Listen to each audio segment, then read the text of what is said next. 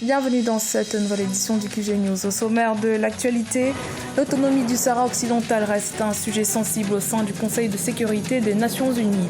Une prolongation de 6 mois du mandat de la MINURSO a été votée par les membres du Conseil de sécurité dans ce conflit qui oppose le Front Polisario au Maroc. Fin du monopole du gouvernement éthiopien dans les télécoms, le Parlement a approuvé l'ouverture du secteur aux groupes internationaux en commençant par l'ouverture du capital de la compagnie publique Ethio Telecom aux investisseurs locaux et étrangers.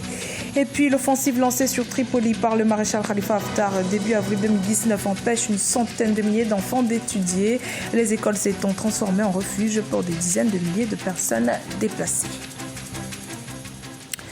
Mais tout d'abord, 2 Tchadiens, dont le chef rebelle Mohamed Nouri, interpellé le 17 juin à Paris en France, seront présentés à des juges d'instruction parisiens ce vendredi 21 juin en vue de leur mise en examen dans une enquête ouverte, notamment pour crimes contre l'humanité. Selon le parquet de Paris, ils sont soupçonnés d'avoir diligenté des opérations de recrutement forcé de combattants, dont des mineurs au Tchad et dans la province frontalière soudanaise du Darfour, ce entre décembre 2005 et juillet 2010. Le parquet a requis leur placement en détention provisoire. L'initiative d'autonomie proposée par le Maroc pour la résolution du conflit au Sahara occidental serait une voie pragmatique, réaliste et idéale, selon 13 des 24 membres du Conseil de sécurité de l'ONU. Réunis à New York le 17 juin, le Conseil a appuyé l'adoption de la résolution 2486 qui proroge le mandat de la MINURSO de 6 mois dans le Sahara occidental. Un sujet de la rédaction. Lundi 17 juin à New York, 13 des 24 membres du Conseil de sécurité de l'ONU ont appuyé l'adoption de la résolution 2486 qui proroge le mandat de la MINURSO au Sahara occidental pour une période de 6 mois, contrairement à la traditionnelle période de 12 mois.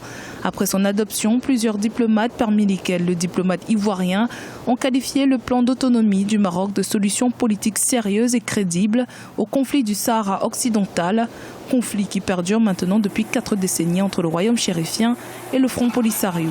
L'initiative d'autonomie élargie proposée par le Maroc, jugée crédible par les Nations Unies, apparaît à mon pays comme une voie pragmatique, réaliste et idéale susceptible de mener à une solution pérenne aux différends autour du Sahara occidental. La Côte d'Ivoire voudrait donc réitérer son ferme soutien à l'initiative de large autonomie au Sahara.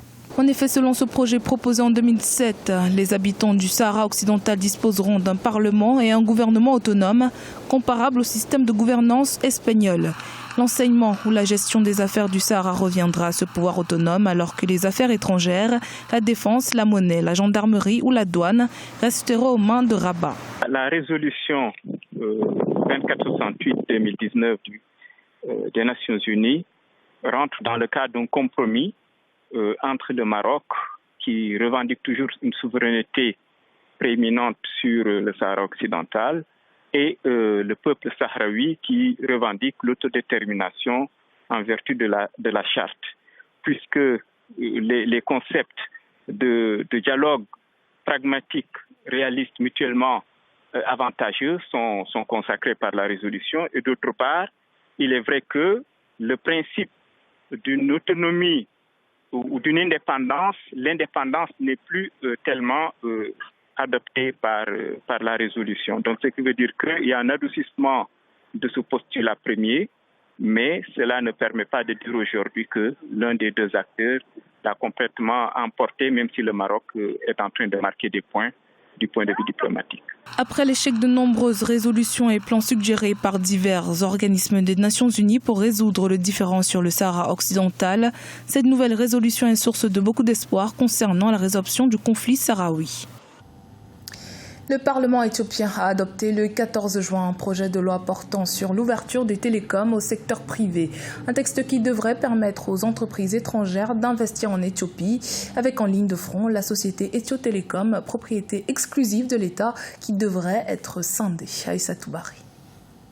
Le marché des télécommunications en Éthiopie, l'un des derniers d'Afrique à fonctionner encore sous monopole de l'État à travers Ethio Telecom, va enfin s'ouvrir à la concurrence. Cette décision est présentée comme un projet du gouvernement dans l'optique non seulement de moderniser le secteur, mais également d'attirer davantage d'investissements. Nous essayons de céder aux investisseurs privés des participations dans certaines entreprises d'État. Ce n'est pas à cause d'un besoin de financement, mais parce que nous voulons moderniser le système lui-même. Lorsque des sociétés étrangères entreront dans le capital de ce type d'entreprise, elles apporteront certainement des technologies, du savoir-faire et des capacités de gestion. En Éthiopie, le taux de pénétration du mobile ne dépasse pas les 60%. Outre le segment voix, de nombreuses niches restent encore à explorer, notamment dans les segments du haut débit, du mobile money et d'autres services à forte valeur ajoutée. Le gouvernement estime qu'il est préférable que ce soit le secteur privé qui le gère, et dès lors que le secteur privé va donc le gérer dans le cadre d'une privatisation, deux problèmes principaux se posent.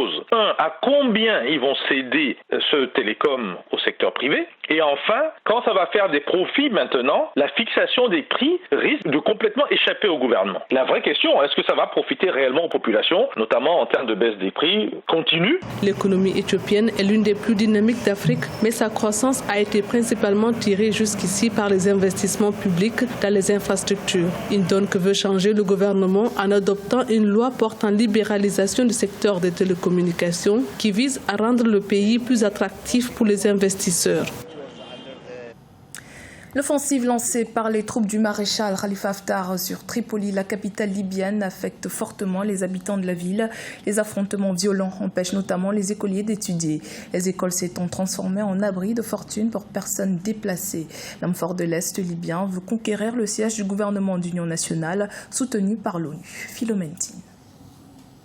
La guerre dans la capitale libyenne, Tripoli, a eu un impact dévastateur sur de nombreux enfants scolarisés. Selon le ministère de l'Éducation, près de 3000 écoliers dont les familles ont fui la capitale en raison des intenses combats peinent à étudier. Les écoles libyennes sont en mauvais état après des années de sous-financement causées par la guerre qui sévit depuis le renversement du dirigeant libyen Muammar Kadhafi en 2011.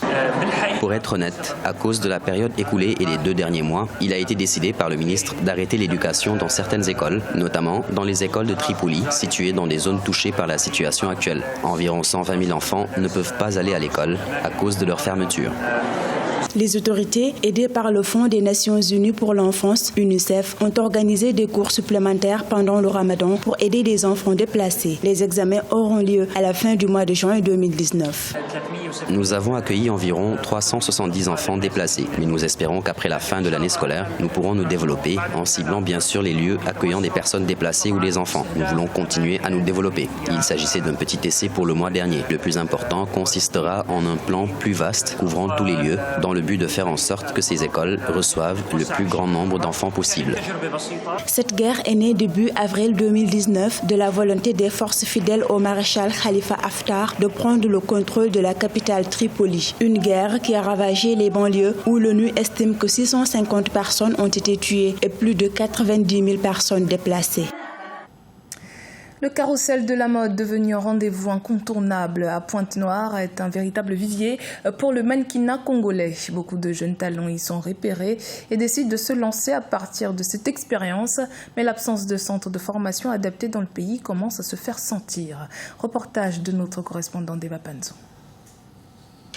À 22 ans, Teresa est devenue l'une des figures montantes du mannequinat congolais. Sacrée top modèle du carrousel international de la mode en 2017, elle a depuis gravi les échelons. Elle a été élue top modèle du FESMA en 2018 au Bénin et a aussi participé au FIMA en 2018, l'un des plus grands événements de la mode sur le continent organisé au Maroc. Être mannequin, ça n'a rien à voir avec se faire belle, être arrogante, poster des photos, aller faire du n'importe quoi des nuits dans les boîtes. Non, c'est plus que ça. Il faut vraiment vendre son image, avoir une personnalité qui est vraiment digne de ce nom et savoir marquer et faire la différence. Pourquoi ne pas avoir des mannequins entrepreneurs, chose qui en a déjà mais qui n'est pas vraiment développée sur un bon point. De nos jours, de nombreuses filles se lancent dans le mannequinat parfois sans la formation adéquate. L'arrivée du festival de mode international, dénommé Carrousel international de la mode de Pointe-Noire depuis 2014, a servi d'école pour la formation des mannequins. Sa promotrice s'est souvent heurtée à la position hostile de certains parents.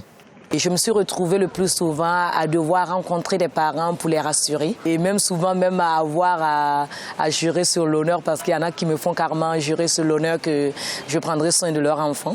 Il faut leur montrer que nous-mêmes nous sommes sérieux pour qu'ils puissent croire en nous et laisser leurs enfants venir à tout événement de mode parce que ils ont une image et il faut montrer qu'il y a autre chose derrière, que c'est un boulot, c'est un métier et que ça peut être bien payant. Maintenant que le mannequinat suscite l'engouement des jeunes Congolais, le pays n'organise pas assez d'événements autour de la mode tels qu'une fashion show, excepté le Carrousel international de la mode qui a lieu tous les ans.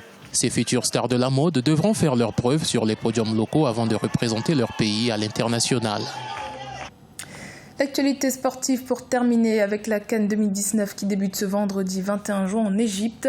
C'est la première fois que la compétition se déroulera en période estivale et avec 24 équipes.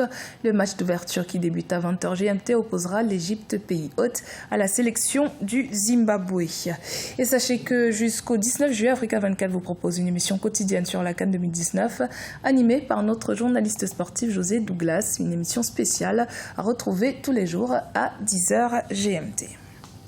C'est la fin de ce journal. Merci de votre fidélité. Dans un instant, une nouvelle édition de l'actualité sur Africa 24.